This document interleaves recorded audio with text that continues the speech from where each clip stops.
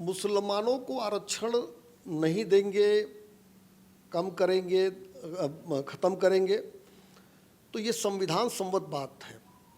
धर्म के आधार पर आरक्षण नहीं दिया जाएगा। तो हम अगर संविधान सम्मत बात कर रहे हैं तो वो हेट कैसे हुआ? तो कांग्रेस गैर संवैधानिक काम कर रही थी। कांग्रेस की सरकार थी तो अलीगढ़ मुस्लिम विश्वविद्यालय में आरक्षण लगाने का प्रयास किया, आंध्रा में उन्होंने इस बात को आरक्षण लगाने का प्रयास किया। तो संविधान विरोधी काम कांग्रेस लगातार करती आ रही है। हम देश की उन बच्चियों और महिलाओं के साथ खड़े होंगे जिनको धर्मांतरण और लव जिहाद करके उनको नर्क से भी खराब जिंदगी भोगने के लिए, बिताने के लिए मजबूर कर रहे हैं लोग। नमस्कार, आप देख रहे हैं पॉलिटिक्स और मैं आपके साथ निकिता। आज हमारे साथ बीजेपी के स्पोक पर्सन मनीष शुक्ला जी हैं। सबसे पहले तो सर आपका बहुत बहुत स्वागत। धन्यवाद, आभार। सर आपको मैं सबसे पहले ये कहना चाहूँगी कि बहुत बहुत शुभकामनाएं कि आपने यूपी निकाय चुनाव में इतनी बड़ी जीत हासिल की है आपकी पार्टी ने। देखिए 19 मार्च 2017 को भारतीय जनता पार्टी की सरकार उत्तर प्रदेश में बनी और योगी आदित्यनाथ जी के नेतृत्व में लगातार सड़क, बिजली, पानी, जो बुनियादी ज़रूरतें थी जनता की, उसको समाज के अंतिम छोर पर खड़े व्यक्ति तक पहुंचाया गया। कानून का शासन स्थापित किया गया और जिसके आधार पर जनता के बीच हम लोग अपना रिपोर्ट कार्ड लेकर गए थे।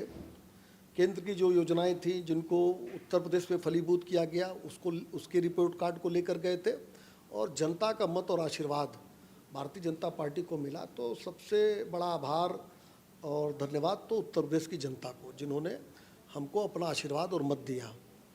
सर ये कहा जाए कि अभी लगातार देखा जाए ना तो दो ऐसे शहर है या दो ऐसे राज्य है जहां से बीजेपी हार गई। एक तो हिमाचल प्रदेश, दूसरा कर्नाटका। कर्नाटका में 13 मई को रिजल्ट आया और बीजेपी बहुत देखा जाए तो कांग्रेस बहुत बहुमत से जीती है। पिछले साल भी अगर बीजेपी बहुमत से सरकार नहीं बनाई थी, तोड़ मरोड़ जिसे कहते हैं वो सरकार बनाई थी। तो ऐसा क्यों, किस कारण से? देखिए, एक तो लोकतंत्र में जनादेश का सम्मान होना चाहिए।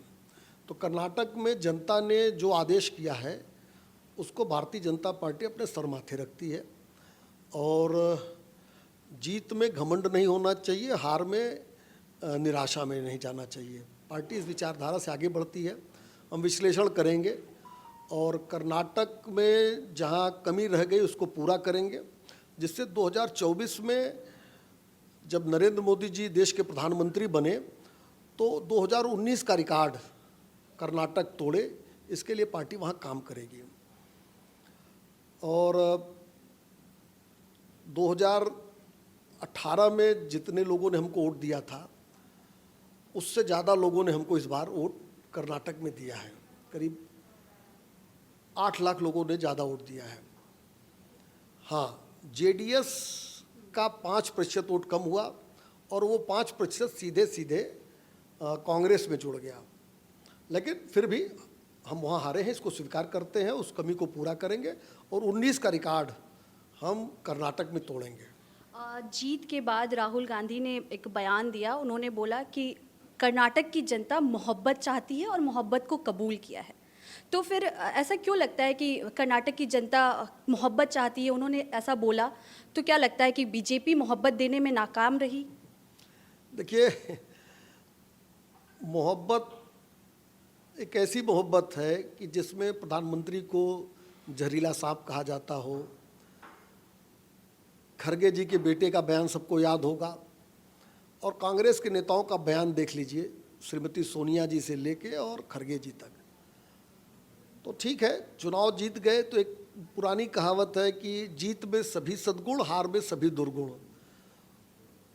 लेकिन भारतीय जनता पार्टी सबका साथ, सबका विकास, सबका विश्वास और सबके प्रयास के मूल भावना से काम करती है। 2019 में के रिकॉर्ड को कर्नाटक में भारतीय जनता पार्टी वहाँ तोड़ेगी और नरेंद्र मोदी जी के नेतृत्व में 2024 में प्रचंड बहुमत की सरकार बनेगी। आपने अभी बयानबाजियों की बात कही कि सोनिया गांधी ने बयान किया, तो आपको पता हो गृह मंत्री अमित शाह कह रहे थे कि मुस्लिमों का आरक्षण ख़त्म करेंगे। तो बीजेपी को हमेशा मुस्लिमों से क्यों दिक्कतें रहती हैं? क्या दिक्कतें? वैसा हमको दिक्कत भारतीय जनता पार्टी को मुस्लिम, हिंदू, मुस्लिम, सिख, ईसाई से किसी से दिक्कत नहीं है। और अगर हमारी पार्टी का ट्रैक रिकॉर्ड उठाकर देखेंगी, चाहे केंद्र की योजना हो, चाहे कर्नाटक की योजना हो, और मैं उत्तर प्रदेश से आता हूँ इसलिए उत्तर प्रदेश सरकार की भी बात मैं करता हूँ, हमने योजनाओं में कोई भेद नहीं किया।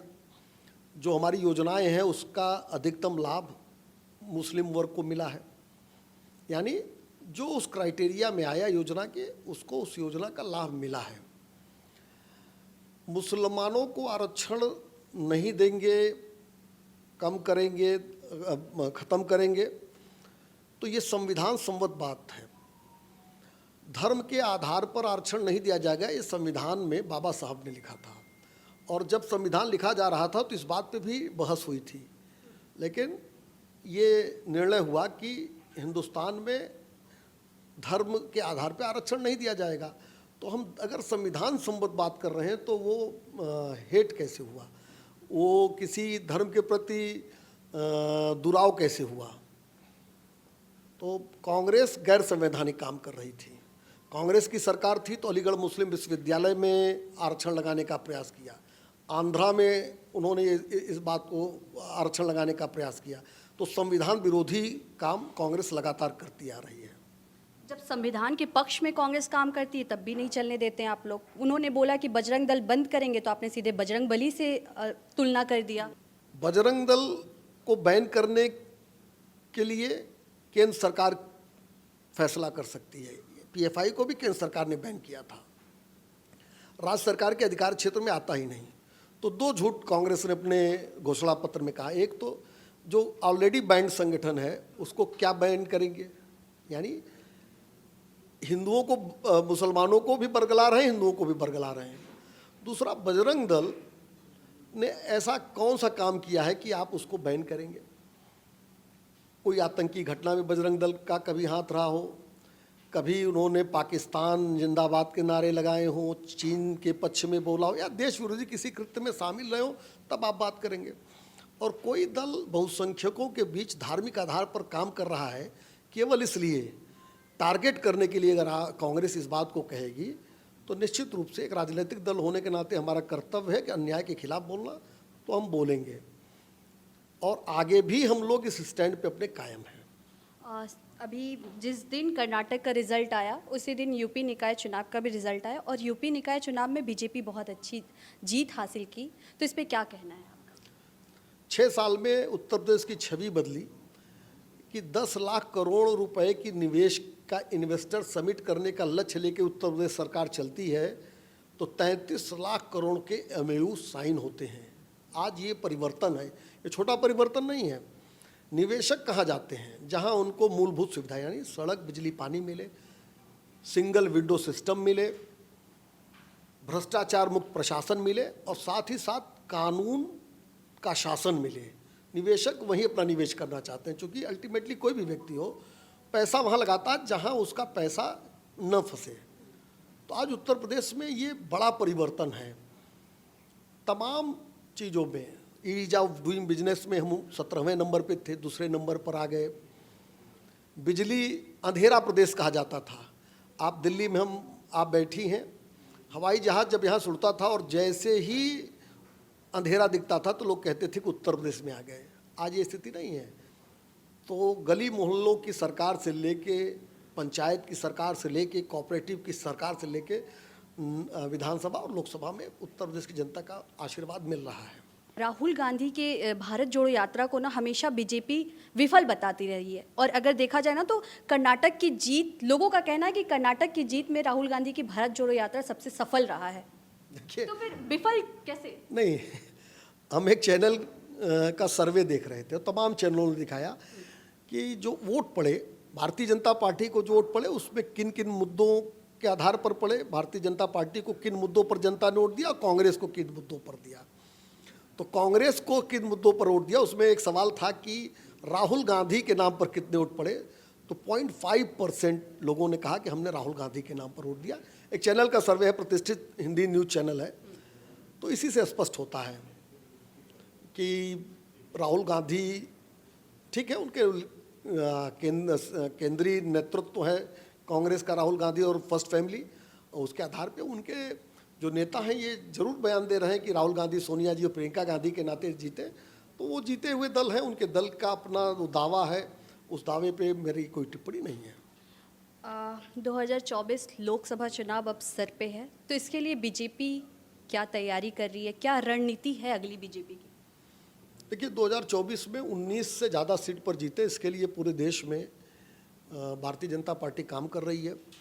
19 में जिन जिन सीटों पर हम चुनाव हारे थे, आज से करीब 6 माह पूर्व वहाँ हम लोगों ने काम शुरू कर दिया है और हारी सीटों को फिर से कैसे हम जीतेंगे उस पर काम कर रहे हैं और जो विनिंग जो जीते हैं उसको बरकरार कैसे रखेंगे, इसके लिए संगठन स्तर पर काम हो रहा है। भारतीय जनता पार्टी का एक बहुत पुराना ये मानना है कि बूथ जीतो चुनाव जीतो, क्योंकि जिस दिन वोट पड़ते हैं उस दिन बूथ का जो हमारा अध्यक्ष होता है वही चुनावी महाभारत का अर्जुन होता है। ये मानकर हम बूथ पर अपना तंत्र मजबूत कर रहे हैं और जो हमारे सरकार, केंद्र की सरकार की उपलब्धियां हैं, जहां हमारी राज्य सरकारें हैं, उनकी उपलब्धियों का रिपोर्ट कार्ड जनता के बीच पहुँचे, उसके लिए कार्यकर्ता प्राण से जुटा हुआ है। हमेशा बीजेपी क्यों धर्मांतरण राजनीति क्यों करती है? देखिए धर्मांतरण और लव जिहाद ये यथार्थ है और ये मनीष शुक्ला या भारतीय जनता पार्टी या कोई दक्षिणपंथी संगठन ने नहीं कहा है। इसको सर्वप्रथम केरल के मुख्यमंत्री वी अच्युतानंद जी ने केरल की विधानसभा में स्वीकार किया कि लव जिहाद केरल में हो रहा है। फिर केरल के हाई कोर्ट ने 2009-10 में इस बात को माना कि लव जिहाद हो रहा है। सुप्रीम कोर्ट में अभी एक फिल्म है जिसको तमाम लोगों ने बैन करने की बात कर रहे हैं, द केरला स्टोरी, उसको लेकर सुप्रीम कोर्ट में भी लोग गए, 3 बार गए, लेकिन सुप्रीम कोर्ट ने भी बैन करने से इनकार कर दिया।